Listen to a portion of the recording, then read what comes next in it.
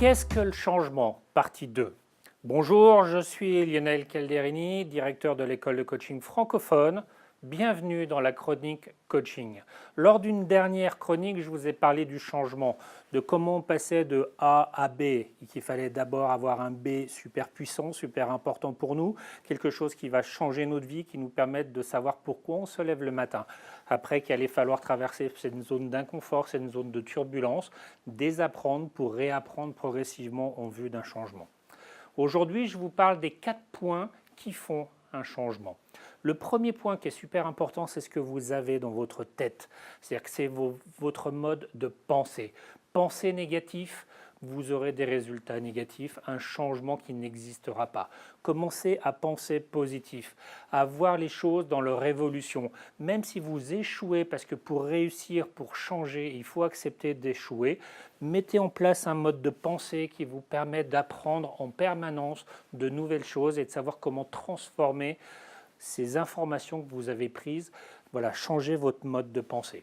Le deuxième point, c'est le mode émotionnel. Après avoir changé votre mode de pensée, commencez à changer ce que vous vivez à l'intérieur. Si vous voulez vraiment du changement, commencez à rentrer dans du plaisir, vraiment à rentrer dans de la joie pour évoluer.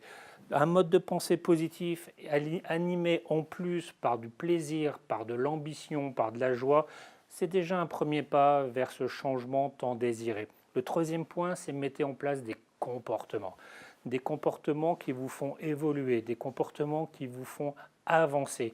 Oubliez les schémas négatifs qui vous font échouer, réussir à échouer, je pourrais dire. Mettez-vous en place des comportements qui vous permettent d'avancer, de réussir. Analysez ça, ce changement. Désapprenez vos comportements pour en apprendre de nouveaux.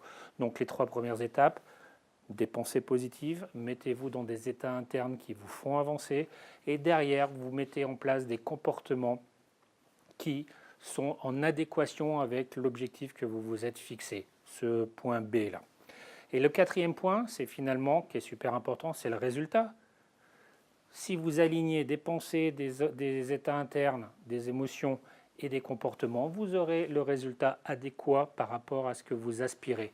Par contre, mettez en place des pensées négatives, des états internes négatifs, des comportements d'échec, vous aurez les résultats qui iront avec, vous régresserez ou vous aurez des échecs dans votre vie.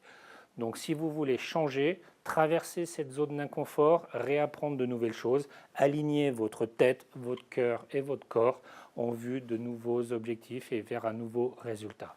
C'était mon conseil du jour, les 4 points importants pour changer. Je vous dis à très vite pour une nouvelle chronique coaching.